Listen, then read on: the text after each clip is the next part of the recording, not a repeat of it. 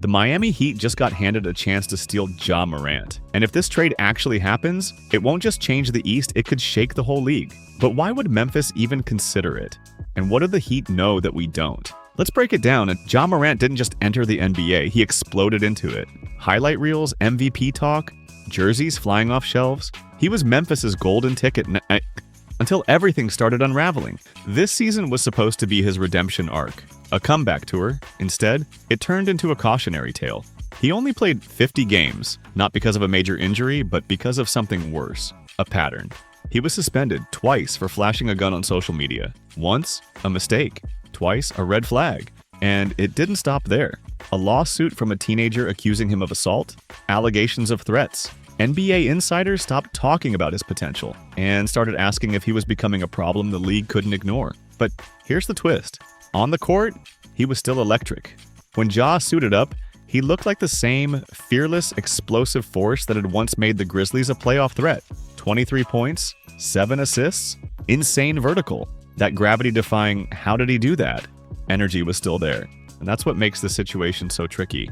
You're not talking about a washed-up star with off-court baggage. You're talking about a 25-year-old superstar who can still win games, fill seats, and change the pace of a franchise overnight. To most teams, that kind of chaos is a warning sign. But to a team like Miami, that kind of chaos might just be the missing spark.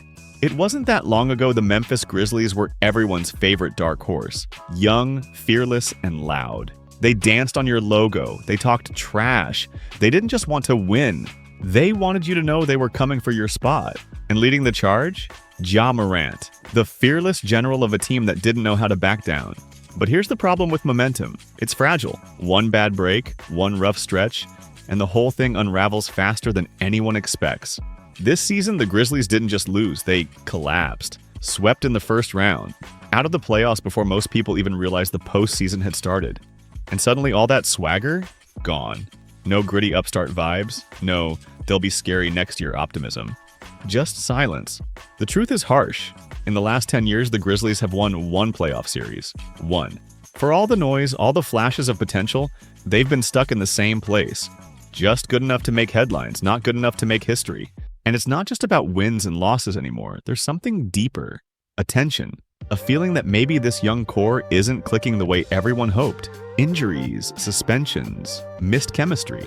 And when the foundation starts cracking, it doesn't matter how talented your star is, eventually the front office has to ask tough questions.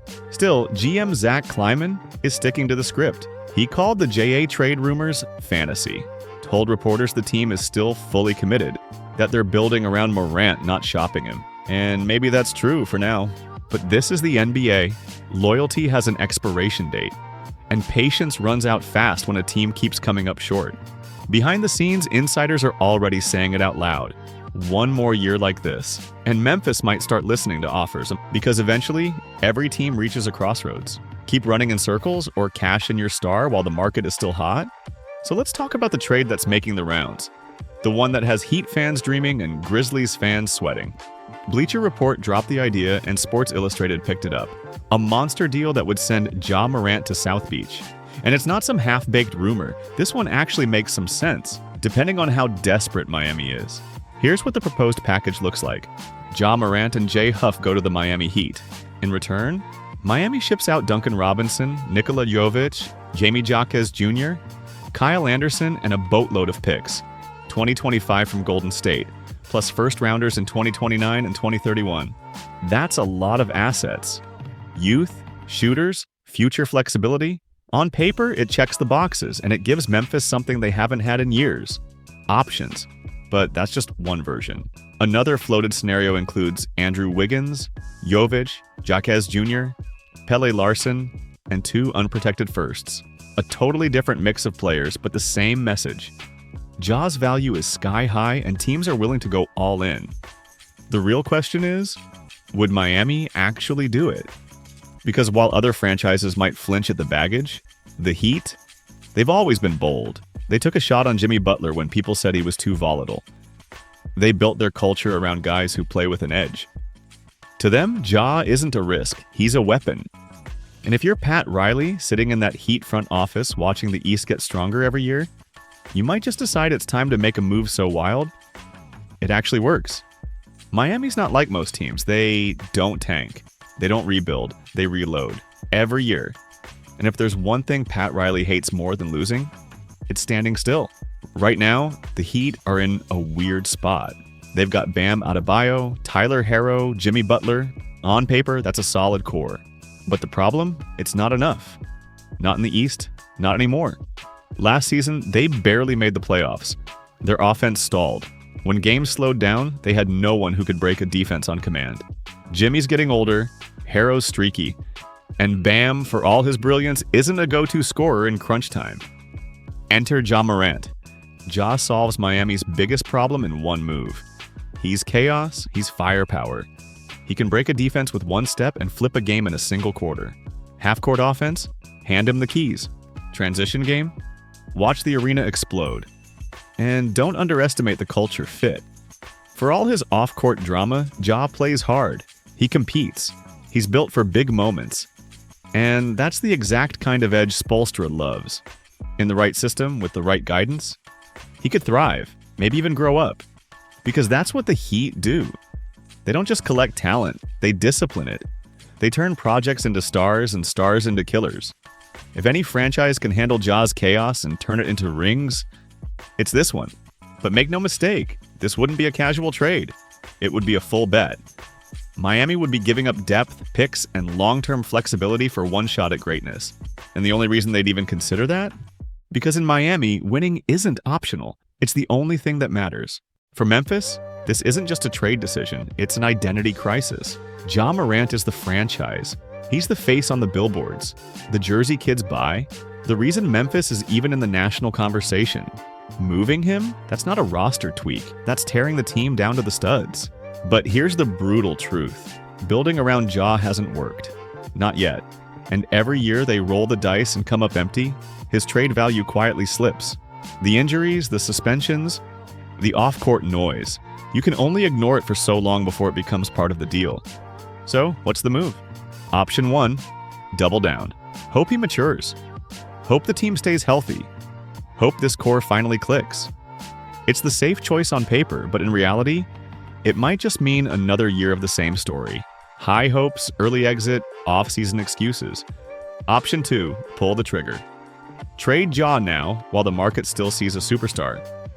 Get young talent, stack draft picks, reset the culture. Start over with flexibility and time on your side. Neither option is perfect. One is risky, the other is riskier. And that's the Grizzlies' dilemma. If they keep him and he flames out, they lose everything. If they trade him and he thrives in Miami, they look like fools. It's a no-win situation, unless they make the exact right call at the exact right time. And that time might be right now. Let's be clear, this wouldn't be a quiet deal. If it happens, it shakes the league. But for both teams, the risk isn't just about basketball, it's about legacy. Ja Morant isn't cheap. His contract balloons to over $39 million next season. And by 2028, he'll be making $44 million a year. That's superstar money. Franchise player money. And the Heat would be tying their future to him. Completely. If it works, Miami becomes must-watch again. Ja, Bam, and Herro could torch the East and bring the Heat back into finals conversations. Morant, finally in a structured, no-nonsense system, might grow up, level up, and become the guy. But if it doesn't, if the off-court issues creep back in, or the injuries pile up, or the chemistry just never clicks, then the Heat gave away their depth, their picks, and their future for a highlight reel that never delivered. And Memphis? If they deal him and he becomes a star in Miami, the narrative flips instantly. Suddenly they're the team that gave up on Ja Morant. That couldn't handle his chaos. That folded when they should have doubled down. But if they hold on to him and things keep spiraling, then they missed their window. They watched his value fade. And they're left trying to rebuild around a star that may never be stable enough to carry them. This trade idea, it's not just about players and picks, it's about identity, control, timing, pride. The Heat want to win now. The Grizzlies want a future that doesn't collapse. And somewhere in the middle of all that is Ja Morant. Explosive, unpredictable, maybe even untradeable. But maybe not. So here we are. Ja Morant, still one of the most electrifying players in the league. Memphis running out of time. Miami ready to roll the dice. This trade, it's wild, risky, maybe even reckless. But sometimes that's exactly what changes everything. The question is, would you do it? Would you gamble the future for a shot at greatness? Or play it safe and risk getting stuck in NBA purgatory? Drop your take in the comments. Because if this deal ever goes down, the league won't look the same after.